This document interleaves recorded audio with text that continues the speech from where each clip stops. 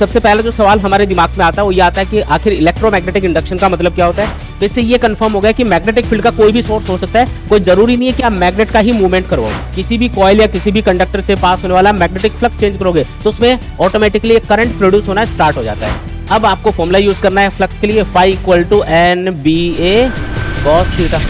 चलो तो आज हम लोग एक नया चैप्टर स्टार्ट करने वाले हैं। चैप्टर का नाम क्या है? Electromagnetic induction. क्या नाम है चैप्टर का? Electromagnetic induction. ये एक फिनोमिना है जिससे हम इलेक्ट्रिसिटी प्रोड्यूस कर सकते हैं। क्या प्रोड्यूस कर सकते हैं? इलेक्ट्रिसिटी प्रोड्यूस की जा सकती है।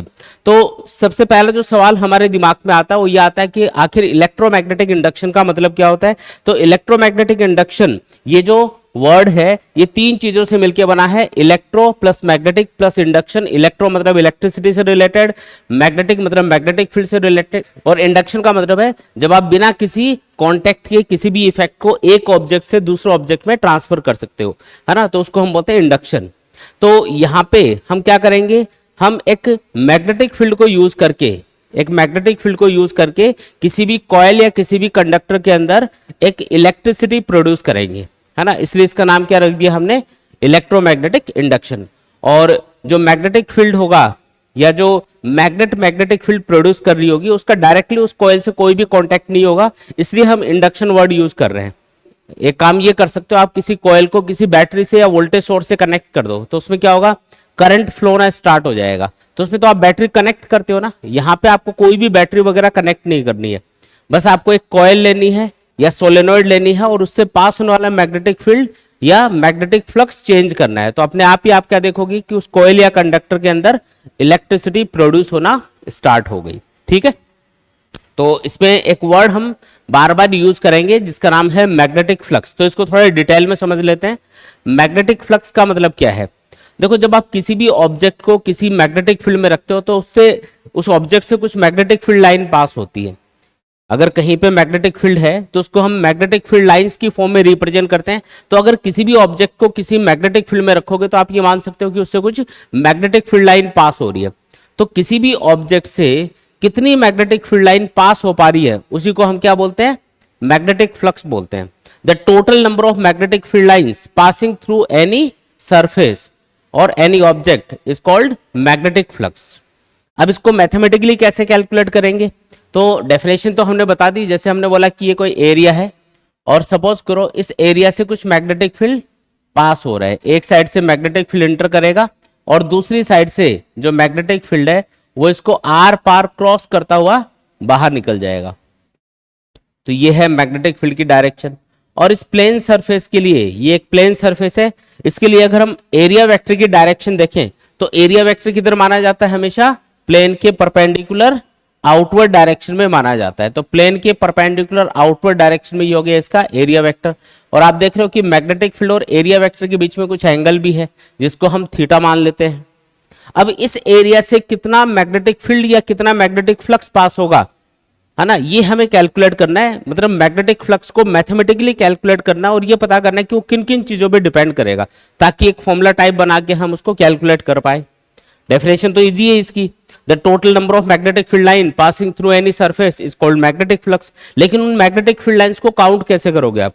ये तो भाई इमेजिनरी लाइंस होती हैं, प्रैक्टिकली आप इनको ना तो भी विजुलाइज कर सकते हो ना इनको देख सकते हो, रियल में होती नहीं है। ये तो किसी भी जगह पे मैग्नेटिक फील्ड को रिप्रेजेंट करने के लिए यूज की जाती है। तो ये तो जस्ट इसकी डेफिनेशन है कि किसी भी एरिया से कितनी मैग्नेटिक फील्ड लाइन पास हो रही है उसी को हम क्या बोलते हैं? मैग्नेटिक फ्लक्स बोलते हैं। अगर मैग्नेटिक फील्ड लाइन ज्यादा पास हो रही है तो हम बोलेंगे इससे ज्यादा मैग्नेटिक फ्लक्स पास हो रहा है, और अगर किसी भी एरिया से कम मैग्नेटिक फील्ड लाइन पास हो रही है तो हम क्या बोलेंगे कि इससे कम मैग्नेटिक फ्लक्स पास हो रहा है।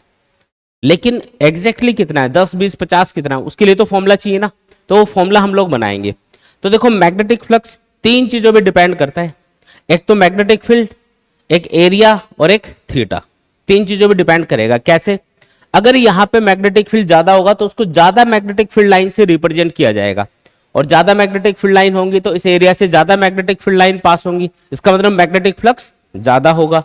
तो हम ये बोल सकते हैं कि जो मैग्नेटिक फ्लक्स है जिसको हम फाई के सिंबल से डिनोट करते हैं, ये मैग्नेटिक फील्ड के डायरेक्टली प्रोपोर्शनल होता है। जितना ज्यादा मैग्नेटिक फील्ड होगा उतना ही ज्यादा मैग्नेटिक फ्लक्स इस एरिया से पास हो रहा होगा। दूसरी चीज जिसके ऊपर फ्लक्स डिपेंड करेगा वो है एरिया। भाई ये एरिया अगर छोटा सा होता तो कम मैग्नेटिक फील्ड लाइन पास होती इसमें से, और अगर ये एरिया बड़ा है तो ज्यादा मैग्नेटिक फील्ड लाइन इसमें से पास हो पाएंगी। इसका मतलब magnetic flux is also directly proportional to area. अब तीसरी चीज बच गई थीटा। अब थीटा के ऊपर फ्लक्स कैसे डिपेंड करेगा इसको समझो। जैसे मान लो कि ये कोई मैग्नेटिक फील्ड है, इस मैग्नेटिक फील्ड में आप इस एरिया को आप मान लो कि दो अलग अलग तरीके से रखते हो। पहले केस में हमने एकदम परपेंडिकुलर रखा, ये जो एरिया है ना, ये जो एरिया है इसको हम क्या करेंगे, इस मैग्नेटिक फील्ड के एकदम परपेंडिकुलर रखेंगे। सबसे पहले ऐसे रखा, और इसका जो एरिया वेक्टर है उसकी डायरेक्शन किधर आ गई, प्लेन के परपेंडिकुलर आउटवर्ड, यानी कि मैग्नेटिक फील्ड की डायरेक्शन में आ गई एरिया वेक्टर की डायरेक्शन। यानी कि यहाँ पे एरिया वेक्टर और मैग्नेटिक फील्ड की डायरेक्शन क्या है, सेम। तो थीटा यानी कि angle between area vector and magnetic field will be 0। दूसरा केस देखो, दूसरा केस ये हो सकता है कि इस एरिया को मैं ऐसे लिटा दूं इस मैग्नेटिक फील्ड में, तो ये ऐसे लिटा दिया हमने इस एरिया को, तो अब इसका एरिया वेक्टर किधर होगा, प्लेन के परपेंडिकुलर आउटवर्ड, यानी कि ऊपर की तरफ होगा। मैग्नेटिक फील्ड इधर है, तो मैग्नेटिक फील्ड और एरिया वेक्टर के बीच का एंगल कितना बना, 90 डिग्री बन गया। परपेंडिकुलर आ गए ना एक दूसरे के, इसलिए थीटा हो गया 90 डिग्री। अब आप खुद सोच के बताओ कौन से केस में इस एरिया से मैक्सिमम मैग्नेटिक फील्ड लाइन पास हो रही है, पहले केस में या दूसरे केस में। मैक्सिमम मैग्नेटिक फील्ड लाइन कौन से वाले केस में इस एरिया से पास हो रही है, जब ये इस मैग्नेटिक फील्ड के परपेंडिकुलर रखा हुआ है, तो मैक्सिमम मैग्नेटिक फील्ड लाइन इसको क्रॉस करके जाएंगी, यानी कि इस केस में मैग्नेटिक फ्लक्स क्या होगा, मैक्सिमम। और सेकंड केस में एक भी मैग्नेटिक फील्ड लाइन इसमें से क्रॉस नहीं कर पा रही, क्योंकि एकदम पैरेलल हो गया ये मैग्नेटिक फील्ड के। इसका मतलब यहां पे फ्लक्स क्या हो जाएगा, 0। अब इसको मैथमेटिकली लिखना है आपको। कैसे लिखोगे, जब थीटा 0 है तो फ्लक्स मैक्सिमम है, थीटा जब 90 है तो फ्लक्स 0 है। ऐसा कौन सा ट्रिग्नोमेट्रिक फंक्शन है साइन कॉस टेन में से जो 0 डिग्री एंगल पे तो मैक्सिमम होता है और 90 डिग्री पे 0 होता है, कॉस फंक्शन। कॉस थीटा क्या होता है, याद करो, कॉस थीटा की वैल्यू 0 डिग्री पे आती है 1 और 90 डिग्री पे आती है 0। यानी कि फ्लक्स यहां पे डिपेंड करेगा थीटा के ऊपर, लेकिन किसके अकॉर्डिंग, कॉस थीटा के अकॉर्डिंग। कॉस थीटा के डायरेक्टली प्रोपोर्शनल बोलेंगे हम इसको, ठीक है। अब ये सारे स्टेटमेंट मिला के अगर एक साथ लिखते हो इसको, तो फ्लक्स इक्वल टू लिखा जा सकता है फाई इक्वल टू, अब इस सबको एक साथ लिखोगे तो मल्टीप्लाई करके लिख दो, यानी कि लिखा phi directly proportional to B A cos theta. और जब भी प्रोपोर्शनलिटी सिंबल हटाया जाता है तो यहाँ पे कांस्टेंट आता है, उस कांस्टेंट की वैल्यू यहाँ पे 1 होती है, इसलिए हम डायरेक्टली फॉर्मूला लिख सकते हैं phi equal to B A cos theta. आया समझ में। तो कोई भी प्लेन सरफेस दे रखी हो, उससे पास होने वाला फ्लक्स कैलकुलेट करना हो तो ये फॉर्मूला यूज किया जाएगा। आया समझ में। इसमें बस इतना सा ध्यान रखना कि अगर कोई प्लेन सरफेस नहीं है, उसकी जगह कोई कॉइल दे रखी है, तो कॉइल में तो बहुत सारे नंबर ऑफ टर्न्स होते हैं, तो एक सिंगल टर्न से पास होने वाला फ्लक्स इतना होगा।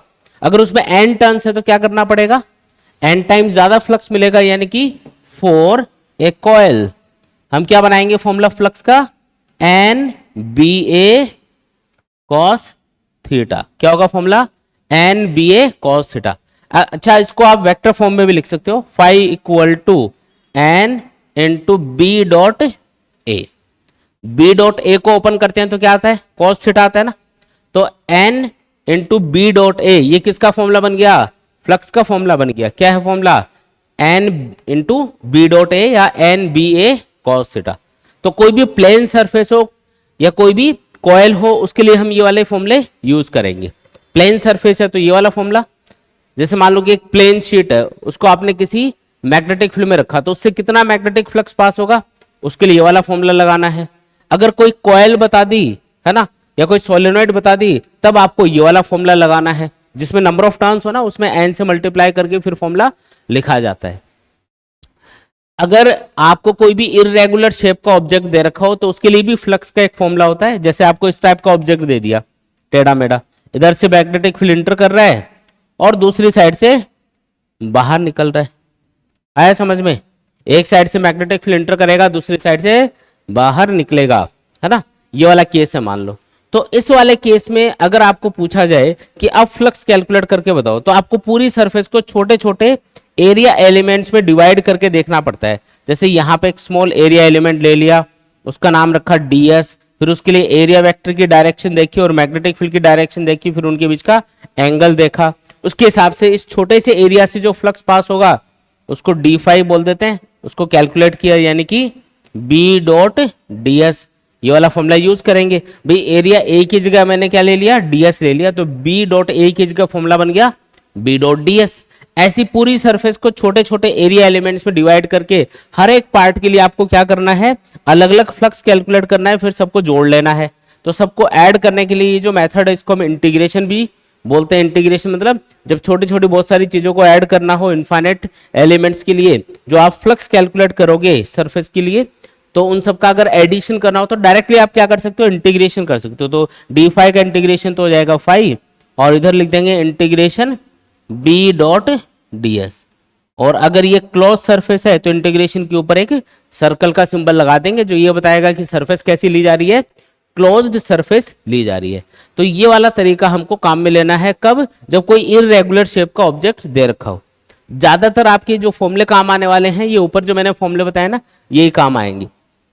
अगर कोई भी प्लेन सरफेस हो तो आप लगा सकते हो phi equal to B A cos theta या फिर बी डॉट ए। और अगर कोई भी कॉइल दे रखी हो आपको तो कॉइल के लिए कौन सा फॉर्मूला लगाना है, N into B dot A या फिर N B A cos theta. ये वाला फॉर्मूला आपको लगा देना है ना, आसान एकदम। तो फ्लक्स का मतलब समझ में आया क्या, पहले ये बता दो मेरे को। फ्लक्स मैक्सिमम कब होगा, जब थीटा 0 डिग्री हो। 90 डिग्री पे फ्लक्स क्या हो जाता है, 0, है ना, याद रखना है। और थीटा किसके बीच का एंगल है, मैग्नेटिक फील्ड और एरिया वेक्टर के बीच का एंगल है। किसके बीच का एंगल है, मैग्नेटिक फील्ड और एरिया वेक्टर के बीच का एंगल है। तो ये फ्लक्स की डेफिनेशन हो गई और ये इसका फॉर्मूला हो गया जिससे हम इसको कैलकुलेट कर सकते हैं। ठीक है, बिल्कुल आसान है। चलो आगे बढ़ते हैं। इसके बाद में कुछ क्वेश्चंस करके देखते हैं फ्लक्स के ऊपर। जैसे एक सिंपल सा क्वेश्चन दे रखा है, a magnetic field of 2.5 Tesla passes through a coil of cross sectional area 10 raised to power minus 2 meter square and 100 turns with its axis making an angle 60 degree with the field. Find the total flux passing through the coil. देखो यहाँ पे एक magnetic field दिखा रखा है ऐसे, और इस कॉइल की जो एक्सिस है इससे इसका जो एंगल बन रहा है ये कितना है, 60 डिग्री। पहले तो ये बताओ कि क्या क्या गिवन है हमको मैग्नेटिक फील्ड गिवन है कितना, 2.5 टेस्ला। हमको कॉइल का क्रॉस सेक्शनल एरिया दे रखा है 10 raise to power minus 2 metre square. हमें नंबर ऑफ टर्न्स बता रखे हैं कॉइल में, 100 टर्न्स हैं। हमें एंगल भी दे रखा है। अच्छा, ये एंगल कौन सा एंगल है, हमें तो एरिया वेक्टर और मैग्नेटिक फील्ड के बीच का एंगल चाहिए होता है। तो कॉइल का एरिया वेक्टर किधर होगा, प्लेन के परपेंडिकुलर आउटवर्ड। ये एरिया वेक्टर की डायरेक्शन है और आप देख पा रहे हो कि मैग्नेटिक फील्ड की डायरेक्शन से इस एरिया वेक्टर ने कितना एंगल बना रखा है, 60 डिग्री। तो थीटा आपको 60 लेना है। आया समझ में। अब आपको फॉर्मूला यूज करना है फ्लक्स के लिए, phi equal to N B A cos theta. ठीक है, लगा दो। एन कितना 100, बी कितना 2.5, ए कितना 10 raise to power minus 2, cos theta कितना 60 डिग्री। कॉस 60 कितना होता है बोलो, कॉस 60 कितना होता है 1/2। ठीक है, तो 1/2 इसको सॉल्व कर लोगे आप तो ये 2 जीरो तो आपस में ये कैंसिल ही। तो 2.5 इंटू 1/2 यानी कि 1.25 हो गया क्या। और इसकी यूनिट होती है वेबर। जो मैग्नेटिक फ्लक्स है ना उसकी यूनिट क्या होती है, वेबर। वेबर में इसको मेजर करते हैं। ऐसा यूनिट ऑफ मैग्नेटिक फ्लक्स क्या है, ऐसा यूनिट ऑफ मैग्नेटिक फ्लक्स, कौन सा फ्लक्स, मैग्नेटिक फ्लक्स, ये है वेबर। WB से इसको रिप्रेजेंट किया जाता है, वेबर में इसको मेजर करते हैं। आया समझ में, आसान क्वेश्चन है एकदम। ठीक है, चले आगे। देखो आगे बढ़ते हैं। नेक्स्ट क्वेश्चन देखो, a circular coil of area A equal to 4ik plus 3jk meter square and 5 turns is placed in a magnetic field of 0.4 jk Tesla. Then find the flux linked with the coil. Flux की value calculate करनी है। इस बार आपको क्या दे रखा है, एक circular coil दे रखी है जिसका एरिया आपको बता रखा है 4ik plus 3jk metre square और मैग्नेटिक फील्ड कितना बता रखा है 0.4 jk टेस्ला। ठीक है जी। और नंबर ऑफ टर्न्स भी दे रखे हैं, 5 टर्न्स है इसमें, ठीक है। तो आपको फ्लक्स कैलकुलेट करके बताना है। कौन सा फॉर्मूला यूज करोगे? तो फ्लक्स के लिए एक तो होता है N B A cos theta और एक होता है एन बी डॉट ए। इसमें आपको ये वाला फॉर्मूला लगाना पड़ेगा क्योंकि थीटा गिवन नहीं है, तो आपको N into B dot A ये वाला फॉर्मूला लगाना है। दोनों जो बी और ए है यानी कि मैग्नेटिक फील्ड और एरिया वेक्टर है, ये आपको वेक्टर फॉर्म में गिवन है, तो आपको यही वो फॉर्मूला लगाना पड़ेगा, ठीक है। एक चीज और याद रखो कि जो मैग्नेटिक फ्लक्स है वो एक स्केलर क्वांटिटी होती है। कौन सी क्वांटिटी है? स्केलर। इसकी कोई डायरेक्शन नहीं होती। ये मैग्नेटिक फील्ड और एरिया वेक्टर के डॉट प्रोडक्ट से आती है, और जब भी आप दो वेक्टर्स का डॉट प्रोडक्ट करते हो तो हमेशा आपको एक स्केलर क्वांटिटी मिलेगी, याद रखना है।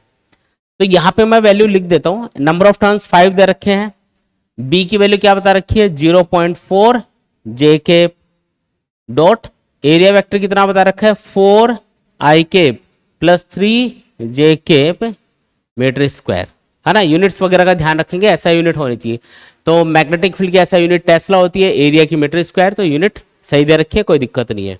थोड़ा सॉल्व कर दो इसको। 5 = 5 × अब देखो जब भी डॉट प्रोडक्ट दे रखा हो तो आपको याद रखना है कि I dot I, J dot J या के डॉट के ये सब 1 होते हैं, और I dot J, J dot के और के डॉट आई ये सब 0 होते हैं। तो सिर्फ आपको जे वाली टर्म को जे वाली टर्म से मल्टीप्लाई करना है, क्योंकि जे को आई से मल्टीप्लाई करोगे तब तो 0 आ जाएगा। तो 0.4 × 3 करना है, 0.4 × 3 करना है, और जे डॉट जे क्या बन जाएगा 1 बन जाएगा। तो ये आपका आंसर आ गया। 5 = आ गया 6 आएगा, 6 वेबर, ठीक।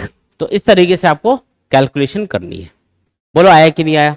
आसान है। डॉट प्रोडक्ट वाला फॉर्मूला यूज करना पड़ेगा इस क्वेश्चन के अंदर। अगर थीटा गिवन हो, बी और ए यानी कि मैग्नेटिक फील्ड और एरिया गिवन हो, तो आप N B A cos theta भी लगा सकते हो। वो डिपेंड करेगा कि क्या डेटा हमको क्वेश्चन में गिवन है, उसके अकॉर्डिंग आपको फॉर्मूला चिपकाना है, ठीक है। और ये भी याद रखो, मैं लिख देता हूं इधर, I dot I, J dot J या फिर के डॉट के, ये सब 1 होता है, और आई डॉट जे या जे डॉट के या फिर के डॉट आई ये सब 0 होते हैं। ये आपको पता होना चाहिए, ये तो आपको आना चाहिए। 11th क्लास में आपने पढ़ा होगा ये वेक्टर वाले टॉपिक में, ठीक है। देखो इसके बाद में नेक्स्ट टॉपिक है फेराडे एंड हेनरी एक्सपेरिमेंट।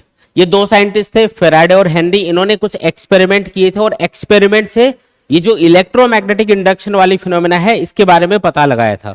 तो उन एक्सपेरिमेंट्स के बारे में हम डिटेल में स्टडी करेंगे कि वो क्या एक्सपेरिमेंट थे और कैसे इस फिनोमेना के बारे में हमको पता चला। तो 3 एक्सपेरिमेंट इन्होंने किए थे। पहला जो एक्सपेरिमेंट है, इन्होंने क्या किया, एक कॉइल ली, ये कोई कॉइल है, और इसको एक गैल्वेनोमीटर से कनेक्ट कर दिया। किससे कनेक्ट किया इसको? गैल्वेनोमीटर। गैल्वेनोमीटर एक ऐसा डिवाइस होता है जो कि करंट को या वोल्टेज को मेजर कर सकता है, साथ में उसकी डायरेक्शन भी बता सकता है। डायरेक्शन कैसे बताएगा? ये जो गैल्वेनोमीटर है इसके अंदर जो पॉइंटर होता है, अगर इसका पॉइंटर दिखाया जाए तो वो इस तरीके से बीच में रहेगा, ये 0 होता है, और इसके दोनों साइड में यहाँ पे 1 2 3 1 2 3 इस तरीके से रीडिंग्स होती है। तो पॉइंटर कौन सी डायरेक्शन में मूव करेगा उससे हम करंट की डायरेक्शन का भी पता लगा सकते हैं, और साथ में करंट कम है या ज्यादा है उसका भी पता लगा सकते हैं, ठीक है। तो उन्होंने क्या किया, पहले एक्सपेरिमेंट में एक मैग्नेट को लिया और इस कॉइल के पास में उसको मूव करवा के देखा। जैसे ये एक मैग्नेट ली, क्या किया, इस मैग्नेट को कभी इसके पास में लेके गए, कभी इससे दूर लेके गए।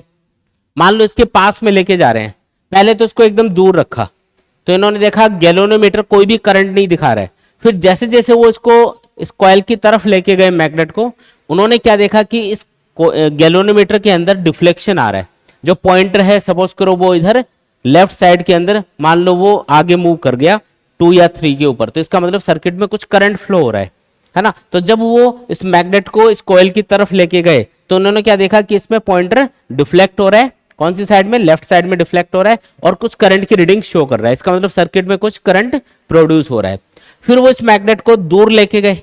जब उन्होंने इस मैग्नेट को दूर खींचा, उन्होंने देखा कि अब जो पॉइंटर है वो राइट साइड में डिफ्लेक्ट होने लग गया। मतलब सर्किट में करंट की डायरेक्शन क्या हो गई, पहले से रिवर्स हो गई, उल्टा हो गई। पहले इधर डिफ्लेक्शन आ रहा था, अब इधर डिफ्लेक्शन आ रहा है, इसका मतलब सर्किट में करंट की डायरेक्शन क्या हो रही है, रिवर्स हो रही है, उल्टा हो गई। बात समझ में आई क्या?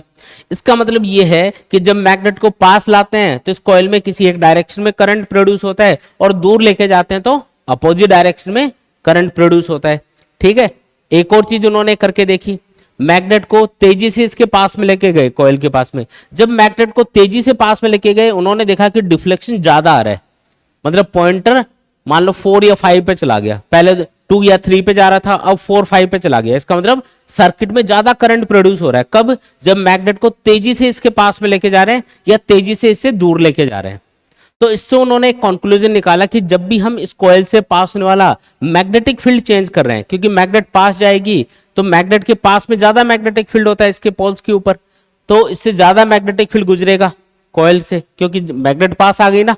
और जब ये दूर चली जाएगी तो इस कॉइल से कम मैग्नेटिक फील्ड पास होगा। इसका मतलब जब आप मैग्नेटिक फील्ड को चेंज कर रहे हो, मैग्नेट का मूवमेंट करवा के इस कॉइल से पास होने वाले मैग्नेटिक फील्ड को चेंज कर रहे हो, तो आप क्या देख रहे हो, इस कॉइल के अंदर एक करंट प्रोड्यूस होना स्टार्ट हो गया, जो ये गैल्वेनोमीटर शो कर रहा है। आई बात समझ में? ठीक है। अच्छा, फिर दूसरा एक्सपेरिमेंट किया इन्होंने। दूसरा एक्सपेरिमेंट क्या था, उसमें इन्होंने क्या किया, ये कॉइल ली, इस बार मैग्नेट को रिप्लेस कर दिया एक दूसरी कॉइल से। ये पहली कॉइल है मान लो, इसको वही गैल्वेनोमीटर से कनेक्ट कर दिया, ये अपना गैल्वेनोमीटर हो गया, ये पॉइंटर है, ये 0 दोनों साइड में 1 2 3 इस तरीके से रीडिंग लिखी हुई है। इस बार इन्होंने क्या किया, मैग्नेट को हटा के इसकी जगह एक कॉइल ले आए, वो दूसरी कॉइल, और उसको एक बैटरी से कनेक्ट कर दिया। जैसे ये कॉइल है और इसको एक बैटरी से कनेक्ट कर दिया, और बैटरी से कनेक्ट किया तो इसके अंदर एक करंट फ्लो होने लगेगा, और इस करंट की वजह से क्या होगा, इस तरीके से एक मैग्नेटिक फील्ड प्रोड्यूस होने लग जाएगा इसके अंदर। करंट से क्या प्रोड्यूस होता है, मैग्नेटिक फील्ड प्रोड्यूस होता है। इस तरीके से मान लो इसमें मैग्नेटिक फील्ड प्रोड्यूस होने लग गया। यहां पे मैग्नेटिक फील्ड कौन प्रोड्यूस कर रहा था, मैग्नेट। यहां पे मैग्नेटिक फील्ड कौन प्रोड्यूस कर रहा है, बताओ? यहां पे कौन प्रोड्यूस कर रहा है, current carrying coil. Magnetic field का सोर्स चेंज करके देखा इन्होंने। पहले मैग्नेट का मूवमेंट करवा रहे थे, अब मैग्नेट की जगह इन्होंने क्या किया, कॉइल ले ली जिसमें करंट फ्लो किया, जिससे मैग्नेटिक फील्ड प्रोड्यूस हुआ। तो यहां पे मैग्नेटिक फील्ड का सोर्स चेंज हो गया बस। तो सोर्स कौन है अब, बोलो? यहां पे मैग्नेटिक फील्ड का सोर्स कौन है, करंट। करंट की वजह से ये मैग्नेटिक फील्ड प्रोड्यूस हो रहा है। अब इन्होंने बाकी काम सेम किया, इस कॉइल को पास लेके गए, इसके कभी दूर लेके गए, कभी धीरे धीरे पास लेके गए, कभी धीरे धीरे दूर लेके गए, है ना, कभी तेजी से पास लाए। वही सारी एक्टिविटी जो यहाँ पे देखने को मिल रही थी वही यहाँ पे देखने को मिली। जब कॉइल को पास ला रहे थे, पॉइंटर मान लो लेफ्ट साइड में डिफ्लेक्ट हो रहा था, दूर लेके जा रहे थे तो राइट साइड में डिफ्लेक्ट हो रहा था। तेजी से पास ला रहे थे, ज्यादा डिफ्लेक्शन आ रहा था इसमें, तेजी से दूर लेके जा रहे थे तो अपोजिट डायरेक्शन में ज्यादा डिफ्लेक्शन आ रहा था। तो वही सारी एक्टिविटी यहाँ पे भी आपको देखने को मिली। तो इससे ये कंफर्म हो गया कि मैग्नेटिक फील्ड का कोई भी सोर्स हो सकता है, कोई जरूरी नहीं है कि आप मैग्नेट का ही मूवमेंट करवाओ। मैग्नेट की जगह आप एक करंट कैरिंग कॉइल भी ले सकते हो, और इसकी वजह से भी यहां पे करंट प्रोड्यूस किया जा सकता है। आया समझ में ये भी? ठीक है। तीसरा एक्सपेरिमेंट देखो, इस बार उन्होंने क्या किया, ये जो पहली कॉइल है इसको एज इट इज रखा। पहली कॉइल सिर्फ इसलिए यूज की जा रही है ताकि हम करंट प्रोड्यूस हो रहा है या नहीं हो रहा उसको डिटेक्ट कर पाए। ठीक है, उसी में करंट इंड्यूस होगा तो उसको डिटेक्ट करने के लिए हम इसको यूज कर रहे हैं। तो ये पहली कॉइल है, एज इट इज रखी इसको। हमने क्या किया, ये जो दूसरी कॉइल है जिसको इसके पास में रखा गया है, इसके साथ में सर्किट में एक स्विच लगा दिया। क्या लगा दिया, स्विच। ये बैटरी, ये स्विच, इस तरीके से किया स्विच लगा दिया, ये लो। ठीक है, पहले स्विच को ऑफ रखा। ऑफ रखेंगे तो सर्किट में करंट की वैल्यू क्या रहेगी, 0। अगर करंट 0 है तो मैग्नेटिक फील्ड भी 0। यहां पे कोई डिफ्लेक्शन नहीं आ रहा, कोई करंट शो नहीं हो रहा। लेकिन जैसे ही उन्होंने स्विच को ऑन किया, उन्होंने क्या देखा, जैसे ही स्विच को ऑन करेंगे, ऑन करते ही सर्किट में करंट बढ़ना स्टार्ट हो जाएगा। पहले 0 करंट है, 0 से मैक्सिमम तक करंट को पहुंचने में कुछ मिली या माइक्रो सेकेंड का टाइम लगेगा। स्विच ऑन करते ही चीजें ऑन हो जाती है ना, तो करंट को पहुंचने में कितना टाइम लगता है या करंट को बढ़ने में कितना टाइम लगता है, नेग्लिजिबल सा टाइम लगता है। लेकिन करंट बढ़ तो रहा होता है ना उस टाइम पे। पहले करंट नहीं था सर्किट में, अब करंट आ गया तो 0 से मैक्सिमम तक वो बढ़ा होगा। तो उस ड्यूरेशन में क्या होगा, जैसे स्विच ऑन किया सर्किट में करंट फ्लो हुआ, करंट की वजह से एक मैग्नेटिक फील्ड बनेगा और वो मैग्नेटिक फील्ड इंस्टेंटली यहां पे सेटअप हो जाएगा, मतलब जीरो से मैक्सिमम तक वो इंस्टेंटली पहुंच जाएगा। लेकिन जब वो मैग्नेटिक फील्ड इंक्रीज हो रहा होगा तो क्योंकि ये वाली कॉइल इसके पास में ही रखी है तो ये मैग्नेटिक फील्ड आगे जाके इसको भी मिलेगा। तो पहले इसको जीरो मैग्नेटिक फील्ड मिल रहा था, जैसे स्विच को ऑन किया ये वाला मैग्नेटिक फील्ड इसको मिलने लग गया, तो मतलब मैग्नेटिक फील्ड जीरो से मैक्सिमम तक इंक्रीज हो गया, या इस कॉइल से पास होने वाला मैग्नेटिक फील्ड या मैग्नेटिक फ्लक्स चेंज हो गया यहाँ पे।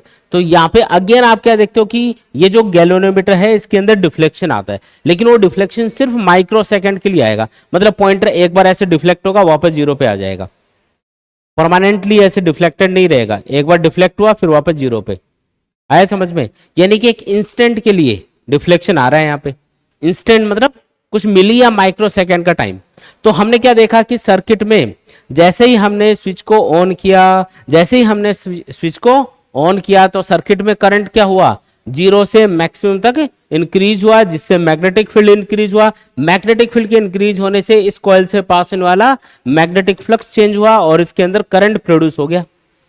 तो तीसरा एक्सपेरिमेंट इस चीज को प्रूव करता है कि आप कोई जरूरी नहीं है कि दोनों कॉइल्स को एक दूसरे के आसपास मूव करवाओ या किसी कॉइल के पास में किसी मैग्नेट को मूव करवाओ, कोई जरूरी नहीं है, दोनों को पास पास रख दो, बस आप इस करंट को चेंज करते रहो।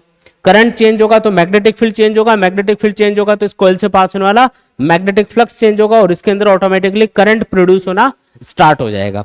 तो ये जो तीनों एक्सपेरिमेंट है ये इस चीज को प्रूव करते हैं कि जब भी आप किसी कॉइल से पास होने वाला मैग्नेटिक फील्ड या मैग्नेटिक फ्लक्स चेंज करोगे, मैग्नेटिक फ्लक्स चेंज करोगे तो उसमें ऑटोमेटिकली ये करंट प्रोड्यूस होना स्टार्ट हो जाता है। तो ये जो एक्सपेरिमेंट है ये इस चीज का प्रूफ है। और एक चीज और हमने नोटिस करी कि मैग्नेट को जब आप तेजी से पास ला रहे थे या तेजी से दूर लेके जा रहे थे तो ज्यादा डिफ्लेक्शन आ रहा था, मतलब ज्यादा करंट प्रोड्यूस करना है तो फ्लक्स को तेजी से चेंज करो, मतलब फ्लक्स के चेंज होने की रेट क्या होनी चाहिए, ज्यादा होनी चाहिए, तो ज्यादा करंट प्रोड्यूस होने लग जाएगा। आई बात समझ में, है ना आसान एकदम। अब देखो ये जो एक्सपेरिमेंट थे ये एग्जाम में आपको नहीं पूछे जाते, इनके ऊपर बेस्ड कुछ लॉ हैं जिनको Faraday's laws of electromagnetic induction बोलते हैं, वो लॉ आपको एग्जाम में पूछे जाते हैं। क्या पूछे जाएंगे, Faraday's laws of electromagnetic induction, ये लॉ आपको पूछे जाएंगे।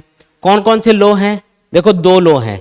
पहला जो लॉ है वो है कि जब भी आप किसी कॉइल या किसी भी कंडक्टर से पास होने वाला मैग्नेटिक फ्लक्स चेंज करोगे, क्या चेंज करोगे, किसी भी कॉइल या किसी भी कंडक्टर से पास होने वाला मैग्नेटिक फ्लक्स चेंज करोगे तो उसमें ऑटोमेटिकली एक करंट प्रोड्यूस होना स्टार्ट हो जाता है। तो पहला जो लॉ है वो आपको बताएगा कि किस रीजन की वजह से जो ईएमएफ है, ईएमएफ मतलब वोल्टेज या करंट प्रोड्यूस होगा। जो करंट प्रोड्यूस होता है उसको इंड्यूस्ड करंट बोलेंगे, या जो वोल्टेज प्रोड्यूस होगा उसको इंड्यूस्ड ईएमएफ बोलेंगे।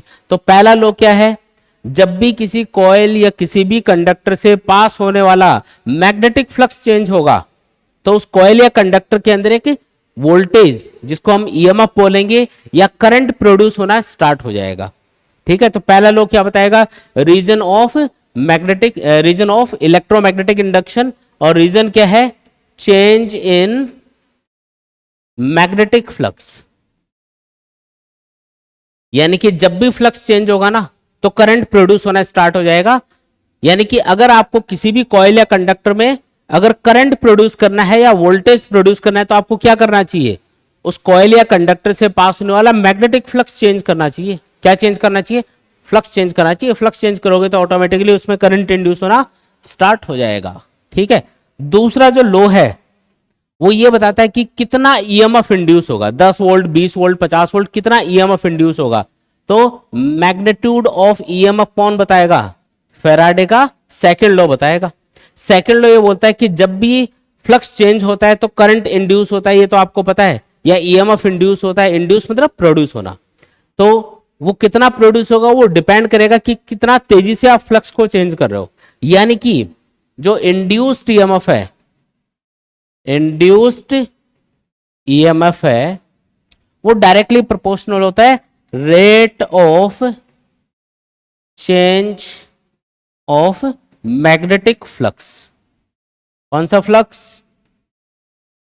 Magnetic flux. मैग्नेटिक फ्लक्स के चेंज होने की जो रेट होगी, रेट मतलब D phi by D T, मतलब मैं इसको मैथमेटिकली लिखूं तो इसको ऐसे लिखेंगे, E is directly proportional to D phi by D T. Phi मतलब मैग्नेटिक फ्लक्स, तो D phi by D T का मतलब क्या है, rate of change of magnetic flux. Magnetic flux के चेंज होने की जो रेट है वो इंड्यूस्ड ईएमएफ के बराबर होती है।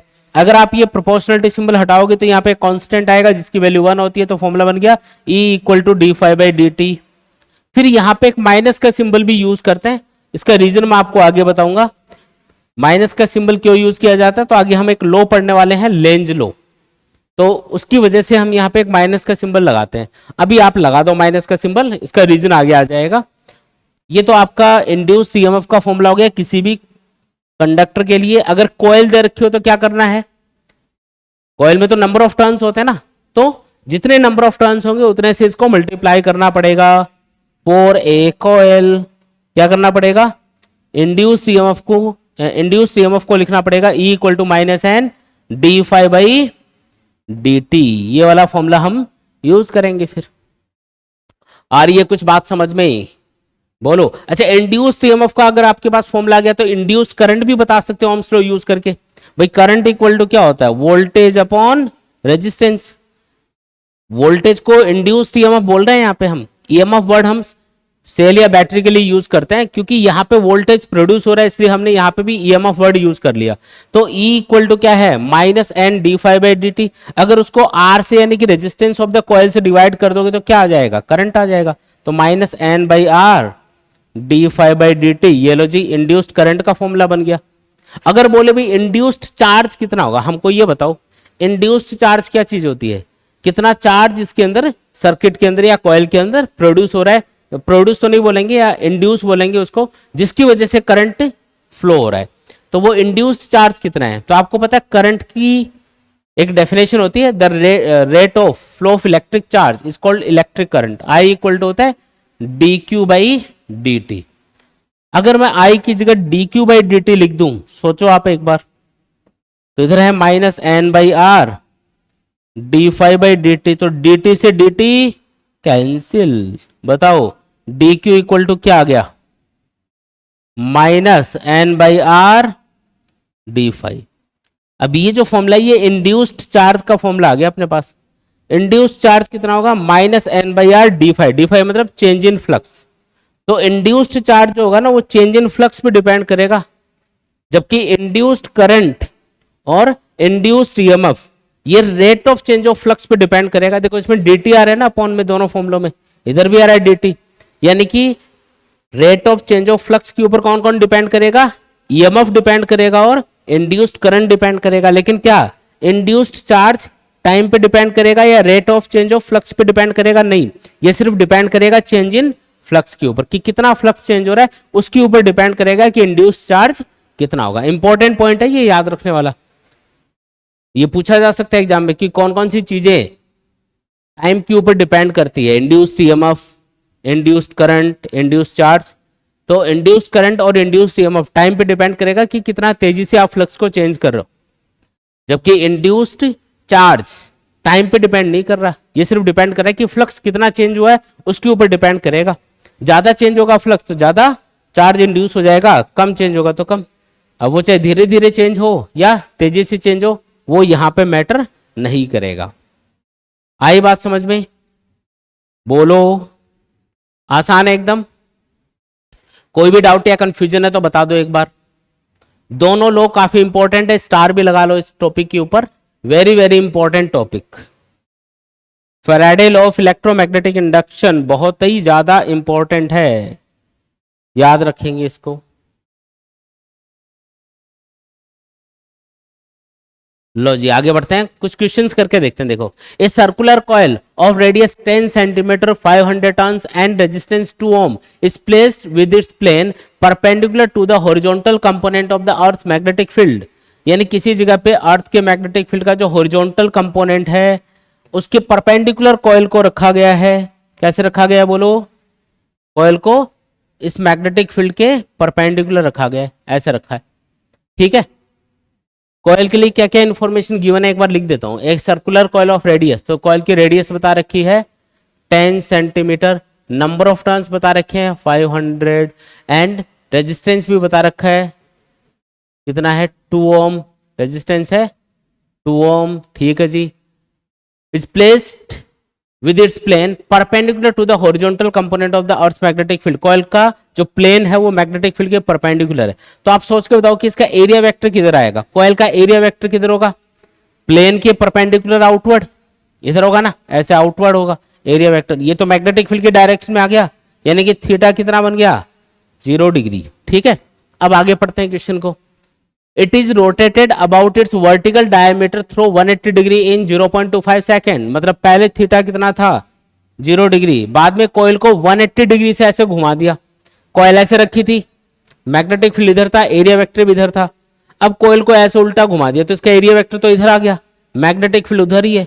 इसका मतलब यहाँ पे जो थीटा 2 है वो कितना हो गया 180 डिग्री। मतलब इसका एंगल चेंज कर दिया आपने, घुमा दिया ना इसको ऐसे, तो इसका एरिया वेक्टर चेंज हो गया 180 डिग्री से। और टाइम कितना लगेगा उसमें, dt दे रखा है स्मॉल टाइम 0.25 सेकेंड। ये आपको स्मॉल टाइम दे दिया इसने जिसमें इसको घुमाया गया है। Estimate the magnitude of the EMF and current induced in the coil. कितना करंट इंड्यूस हो रहा है और कितना ईएमएफ इंड्यूस हो रहा है वो कैलकुलेट करके बताओ। Horizontal component of the earth magnetic field is 3 × 10⁻⁻5 Tesla. ये आपको मैग्नेटिक फील्ड दे रखा है, horizontal component of the earth magnetic field given है इतना। ठीक है, तो आपको बताने कितना ईएमएफ इंड्यूस होगा और कितना करंट इंड्यूस होगा। पहले इंड्यूस्ड ईएमएफ की बात करते हैं। क्या फॉर्मूला होता है इसके लिए बताओ। E = -N dφ/dt। क्या हम dφ को φ2 - φ1 भी बोल सकते हैं। dφ का मतलब चेंज इन फ्लक्स ही तो है, dφ का मतलब चेंज इन फ्लक्स ही तो है। तो φ2 - φ1 लिख दो इसको, कहां दिक्कत है भाई। फाई मतलब क्या होता है मैग्नेटिक फ्लक्स। याद करो मैग्नेटिक फ्लक्स का फॉर्मूला क्या बताया था, फाई = B.A या BA cos थीटा होता है। तो ये लगाओ, φ2 मतलब सेकंड कंडीशन में फ्लक्स जब थीटा 180 है, तो ये लगाओगे BA cos 180 माइनस φ1 मतलब इनिशियल मैग्नेटिक फ्लक्स यानी कि BA cos 0 degree divided by dt। cos 180 कितना होता है -1, cos 180 -1 तो ये आएगा -BA। cos 0 1 होता है तो ये भी आएगा -BA, यानी कि माइनस का 2BA बन गया ये। अब माइनस एक बाहर भी है पहले से, तो माइनस माइनस तो हो जाएगा प्लस, और 2 मैंने आगे लिख दिया into N into BA divided by dt। ये लो जी फॉर्मूला बन गया। इसमें वैल्यू पुट करनी है, बस करो पुट। N मतलब नंबर ऑफ टर्न्स 500, B मतलब मैग्नेटिक फील्ड 3 × 10⁻⁻5 टेस्ला, A मतलब एरिया ऑफ द कॉइल, तो रेडियस गिवन है, एरिया क्या होगा πr², सर्कुलर कॉइल है तो पाई r मतलब रेडियस जो कि 10 सेंटीमीटर है, इसको 0.1 मीटर बोल सकते हैं, क्या बोल सकते हैं। dt कितना है 0.25 सेकेंड। ये लो जी सॉल्व कर सकते हो, इसको कर सकते हैं, कोई दिक्कत नहीं है इसमें। तो इंड्यूस्ड ईएमएफ आ जाएगा। फिर इसने एक और चीज पूछी है, इंड्यूस्ड करंट भी बताओ। इंड्यूस्ड करंट का फॉर्मूला क्या होगा, ओम्स लॉ लगा दो, I = E/R। R कितना गिवन है, R कहां गया, ये रहा 2 ओम।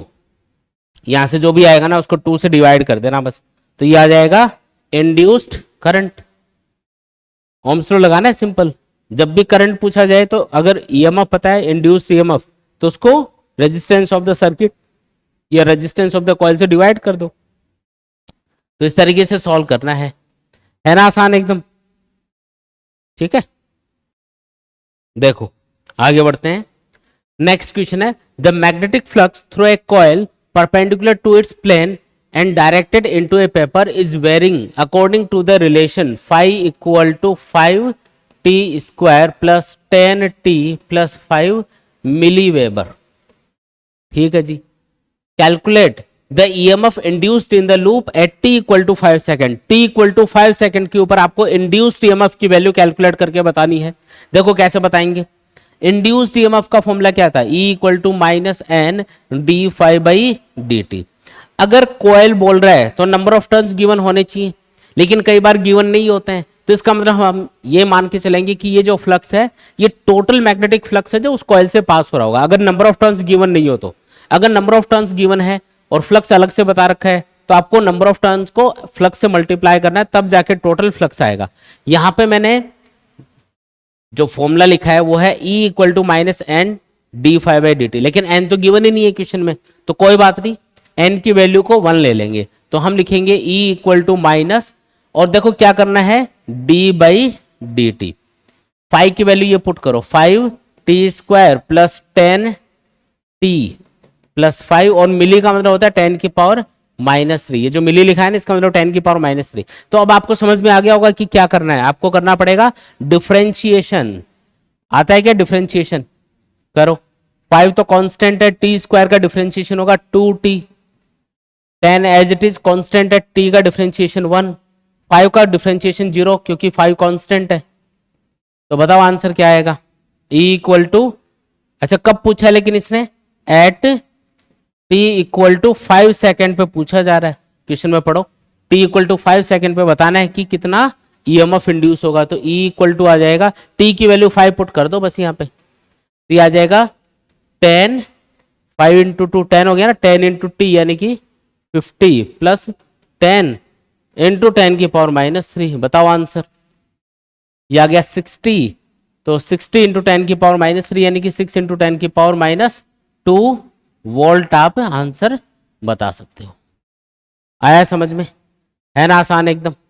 नंबर ऑफ टर्न्स गिवन नहीं हो ना, तो एन की वैल्यू 1 ले लेना, कोई दिक्कत नहीं है भैया। तो नंबर ऑफ टर्न्स गिवन हो यहाँ पे, अगर नहीं हो तो एन की वैल्यू 1 लेके सॉल्व कर देंगे। देखो आगे बढ़ते हैं, नेक्स्ट क्वेश्चन है, a magnetic field of 2 tesla act right angle to the coil of area 100 centimeter square with 500 turns and having resistance of 10 ohm. If the coil is removed at a uniform rate from the field in 0.1 second, मतलब इस coil को हमने इस magnetic field से 0.1 second के अंदर remove कर लिया, then find the induced EMF, induced current and induced charge. 3 चीजें कैलकुलेट करके बतानी है। तो देखो बिल्कुल इजी है, सबसे पहले जो गिवन डेटा वो लिख लिया जाएगा। मैग्नेटिक फील्ड दे रखा है 2 टेस्ला, और ये जो कॉइल है आप देख पा रहे हो कि इस कॉइल के परपेंडिकुलर इनवर्ड डायरेक्शन में यहाँ पे आपको मैग्नेटिक फील्ड दिखा रखा है। क्रॉस का मतलब क्या होता है, प्लेन के परपेंडिकुलर इनवर्ड। अब ये जो कॉइल है इसका जो एरिया वेक्टर है, अगर सामने वाली सरफेस के लिए देखोगे तो आउटवर्ड इधर होगा, और पीछे वाली सरफेस के लिए देखोगे, जैसे इधर वाली सरफेस के लिए आउटवर्ड इधर होगा, पीछे वाली सरफेस के लिए आउटवर्ड इधर होगा। तो हम पीछे वाली सरफेस वाला एरिया वेक्टर यहाँ पे कंसिडर करेंगे। आप बोलोगे सर ऐसा क्यों, ताकि जो एरिया वेक्टर की डायरेक्शन है और जो मैग्नेटिक फील्ड की डायरेक्शन है वो सेम आ जाए। एरिया वेक्टर आप कोई भी ले सकते हो, आप चाहो तो ये वाला ले सकते हो, चाहो तो ये वाला ले सकते हो। पीछे वाला इसलिए लिया है ताकि एरिया वेक्टर भी इनवर्ड आ जाए पीछे वाली सरफेस के लिए, और मैग्नेटिक फील्ड भी इनवर्ड है तो दोनों की डायरेक्शन सेम आ जाएगी। थीटा क्या बन जाएगा, 0 डिग्री बन जाएगा। तो इससे क्या है, आंसर पॉजिटिव आएगा, है ना, इसलिए ऐसा करेंगे। ठीक है जी। तीसरी चीज आपको दे रखी है कॉइल का एरिया, जो कि है 100 सेंटीमीटर स्क्वायर। इसको मीटर स्क्वायर में चेंज करना हो तो 10 की पावर माइनस 4 से मल्टीप्लाई करेंगे। सेंटीमीटर को मीटर में चेंज करना हो तो 10 की पावर माइनस 2 से मल्टीप्लाई करते हैं, लेकिन स्क्वायर हो गया तो 10 की पावर माइनस 4 बन जाएगा ना, यह आएगा 10 की पावर माइनस 2 मीटर स्क्वायर। यह आ गया एरिया। ठीक है, चलो इसके बाद में फिर आपको दे रखा है resistance of the coil 10 ohm. Number of turns कितने हैं बताओ, 500 दे रखे हैं, बोलो आए क्या। और टाइम कितना है जिसमें इसको रिमूव किया गया है, 0.1 सेकेंड, 0.1 सेकेंड। ठीक है, आई कुछ बात समझ में। पहली चीज इंड्यूस्ड ईएमएफ फाइंड करते हैं। यहां पे हम सिर्फ मैग्नीट्यूड फाइंड करेंगे इंड्यूस्ड ईएमएफ का, तो वो जो माइनस का सिंबल लगाते हैं ना, E equal to minus N D five by D T, वो माइनस से नहीं लगा रहे, सिर्फ मैग्नीट्यूड फाइंड कर रहे हैं। मोड का सिंबल लगा देता हूं, तो N D five by D T, D five मतलब चेंज इन फ्लक्स। ठीक है, डी फाइव मतलब क्या होता है, चेंज इन फ्लक्स, यानी कि 5 minus 5 divided by D T. Number of turns कितने हैं, नंबर ऑफ टर्न्स है 500। 5 मतलब मैग्नेटिक फ्लक्स सेकंड कंडीशन में, जब कॉइल को रिमूव कर लिया मैग्नेटिक फील्ड से तो इससे कितना मैग्नेटिक फ्लक्स पास होगा, 0। भाई मैग्नेटिक फील्ड से बाहर आ गया ना। और 5 कितना है, 5 यानी कि बी ए कॉस थीटा, तो बी है यहाँ पे, कहाँ गया बी, 2 टेस्ला ए कितना एरिया 10⁻⁻², और कॉस थीटा 0 डिग्री है ना शुरुआत में, डिवाइडेड बाय टाइम कितना लगाया इसको बाहर निकालने में 0.1 सेकेंड। यहां पे आ जाएगा आंसर 500 इनटू, देखो ये आएगा माइनस में, वैसे माइनस में आएगा लेकिन क्योंकि हम आंसर पॉजिटिव ही लेंगे, आंसर हम इंड्यूस्ड ईएमएफ जो कैलकुलेट कर रहे हैं ना हम उसको पॉजिटिव ही लेंगे, तो माइनस में भी आएगा तो उसको पॉजिटिव करके ही लिखेंगे। ये आएगा 2 इंटू 10⁻² डिवाइडेड बाई 0.1। माइनस का सिंबल मैंने लिया नहीं है भाई, माइनस का सिंबल डायरेक्शन बताने के लिए होता है, तो यहाँ पे सिर्फ मैग्नीट्यूड की बात हो रही है इसलिए वो माइनस का सिंबल मैं नहीं लगा रहा हूँ, सीधा लिख देंगे कोई दिक्कत नहीं है। तो ये आ जाएगा 0.1, तो इसको 10⁻⁻1 लिख सकते हो, तो ये आ जाएगा, पूरा सॉल्व करोगे तो 100। देखो इसको 10⁻⁻1 लिखोगे ऊपर चला जाएगा तो ये 5000 बन जाएगा, तो 50 इंटू 2 बचेगा, बाकी ये कैंसिल, तो 100 अपना आंसर आ जाएगा। तो ये तो पहला आंसर आ गया। दूसरी चीज पूछिए इंड्यूस्ड करंट, इसका फॉर्मूला होता है induced EMF divided by resistance. Induced EMF कितना 100 वोल्ट, रेजिस्टेंस कितना 10 ओम, आंसर 10 एम्पियर करंट। अगर पूछे कि इंड्यूस्ड चार्ज बता दो भाई, induced charge D Q equal to ये होता है एन, माइनस भी आता है लेकिन वो माइनस सिंबल मैं नहीं लगा रहा हूं, N by R D phi, ये फॉर्मूला होता है N by R D phi, मतलब 5 - 5 चेंज इन फ्लक्स। ठीक है, एन कितना है 500, आर कितना है 10, 5 to 0, 5 कितना आया था, सॉल्व किया था ना बियरा, 5 आया था 2 इंटू 10⁻², cos 0 तो 1 हो जाता है ना। ये भी माइनस में आएगा लेकिन आपको माइनस सिंबल नहीं लेना है, सिर्फ मैग्नीट्यूड बता रहे हैं, तो माइनस सिंबल को इग्नोर कर देना एक बार, ये 1 0 तो उड़ ही जाएगा, 2 इंटू 1 आएगा क्या, 0 नहीं, 0 - 2 इंटू 10⁻², तो 50 इंटू 2 यानी 100, यानी कि आ गया 1 कूलाम। ये आपका आंसर आ गया 1 कूलाम। इंड्यूस चार्ज, चार्ज की यूनिट होती है कूलाम, तो आंसर आएगा 1 कूलाम। माइनस का सिंबल इग्नोर कर देना कैलकुलेशन में, वो सिर्फ डायरेक्शन बताने के लिए होता है, हम यहाँ पे सिर्फ मैग्नीट्यूड कैलकुलेट करके बता रहे हैं इसलिए उसको कंसिडर नहीं किया है।